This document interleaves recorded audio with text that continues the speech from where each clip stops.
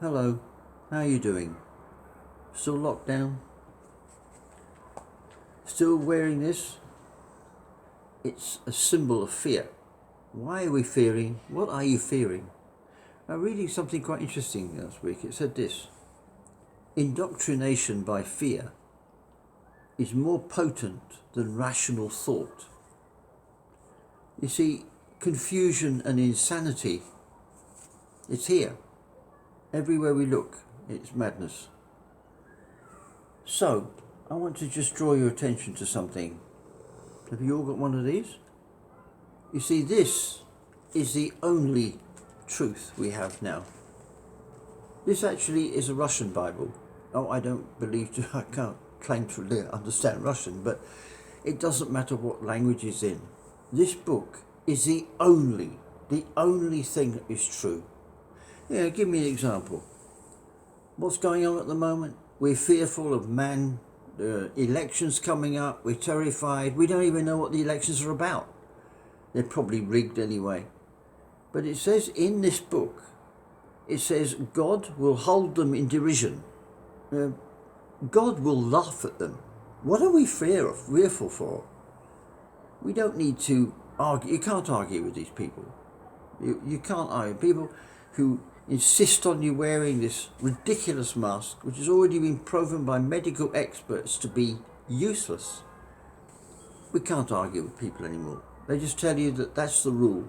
Here are the rules. The rules are here, and they're written with love. They're written in the most amazing way.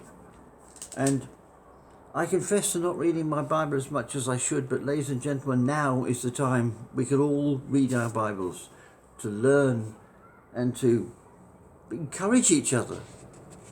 You can't argue with these people. All we can do is we pray for them, of course. But I just want to quietly say to you, please read this. It's the only truth. And at the end of the day, and the day might be sooner than we think, we're told in this book that every knee will bow to Jesus.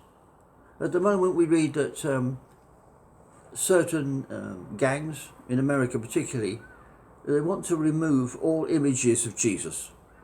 Stained glass windows, sculptures. Just imagine the attack on the King of Kings, who one day is going to come, he's going to rule, and we're going to stand or kneel before him to give account. These people that are making up the rules now, one day they're going to have to give account. So why do we worry? We're going to all give account. I have to give account for myself, and you will give account for yourself. So I'm pleading with you, I'm asking you, give it some thought. These people, their day will come, and God is the judge. We don't need to condemn them. It's not up to us to condemn or judge people. That's God's job.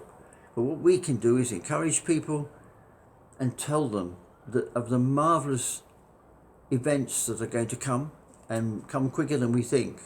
And there's a named in this Bible. The very first book of the Bible is history. It's the history of this world.